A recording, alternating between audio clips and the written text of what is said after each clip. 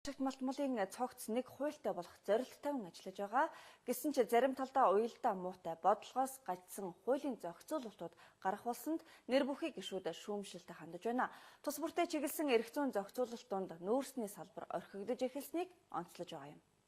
Энэ 7 хоногийн тухайд их хурлын нөхөд уул уурхайтай холбогдол бүхий эрх зүйн зохицуулалтуудад анхаарал хандуулж эхлэв байна. Ашигт малтмуулын болоод алтны худалдааны ил тод байлын тухай, түгээмэл тархацтай ашигт малтмуулын тухай зэрэг ач холбогдол өндөртэй гих хуулийн төслүүд араасаа байнгын хороодод хэлэлцэгдэж эхлэв байна. Өнөөдрийн тухайд түгээмэл тархацтай ашигт малтмуулын тухай хуулийн төслийн хэлэлцүүлгийг эдийн засгийн байнгын хороо хийлээ. Гишүүд зүйл заалтын найруулгын засварыг шуурхайхан хийж өнөөдрийн хуралдааныг товчхондоо өндөрлүүлсэн. Гэхдээ түгээмэл тархацтай ашигт малтмуулын тухай хууль зарим талдаа ойлгомжгүй байдалд агуулж эхлээд байгааг нэр бүхий гишүүд онцолсон. Тодорхойлбол уул уурхайтай холбогдол бүхий хуулиудад нүүрсний салбарын зохицуултууд өөр хоорондоо уялдаа муутай байгааг олж харсан хэрэг. Нэг хуулинд байгаа зохицуултыг нөгөө хуулийн заалт эсрэгээр эргүүлэх эрсдэл байгааг хэлж байгаа юм. Товчхондоо нүүрсний салбарын эрх зүйн зохицуулт хэрэг нь тодорхойгүй болчих гээд байгаа. Нэг үгээр бодлогогүй бодлого боловсрох гээд байгааг сануулж байгаа юм а. Өнөөдөр хүчин төгөлдөр өөрчилж байгаа ашигт малтмуулын тухай хуулиар зохицуултаас нь салгаад түгээмэл тархастай ашигт малтмуулыг тусдаа хуулиар зохицуулахаар орж ирж байгаа нь бол нөгөө бидний дөнгөж одоо батлах гээд явж байгаа төрийн бодлоготой салбарын одоо зохицуулсан наривчилсан хуулиуд нь зөрчилдөд эхэлж байна.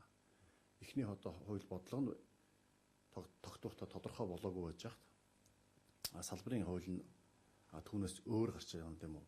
Төрийн баримталж байгаа бодлогын бич баримтаас өөр гарч байгаа. Эргээд одоо бидний ярьж байгаа, хийж байгаа хоёр маань зөрчилдөж байгаа. Нэг илэрхийлж үзэж байгаа. Ашигт малтмуулын тухай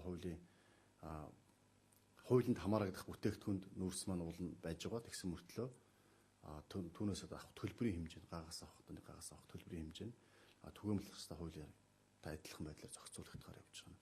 Өөрөөр хэлэх юм бол нүүрс нь аль одоо хуулиар зохицуулагдах юм гэдэг тодорхойгүй ус адил үүсэж байгаа юм асуудал үүсэж байгаа.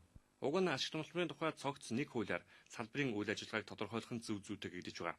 Гэсэн ч үүний хажуугаар төрөл тус бүртэн чиглэсэн эрх зүйн зохицуулалт гараад эхэлвэл өмнөх зорилт бодлого хэрэгэх нь эргэлзээ төрүүлнэ. Эсвэл өмнөх зорилгоо мартаад алтны эцэсийн нүүрсний урааны гэх мэтээр тус бүртэнд хууль санаачиж боловсруулах шаардлага гарч мэдэх юм. Ямар ч байсан түгээмэл тархацтай ашигт малтмуулын тухай хуулийн хэлэлцүүлэг их хурлын байнгын хороодоор орж эхэлсэн. Тиймээс ашигт малтмуулын цогц хуулийн ирээдүйг хэрэгэх нь эргэлзээ дагуулж байгаа. Тэр дандаа нүүрсний салбар аль хуулиар зохицуулагдах нь бүрхэгдэж эхэлснийг эрхэм түвшээд анхаарал таахад гэмгүй үзье.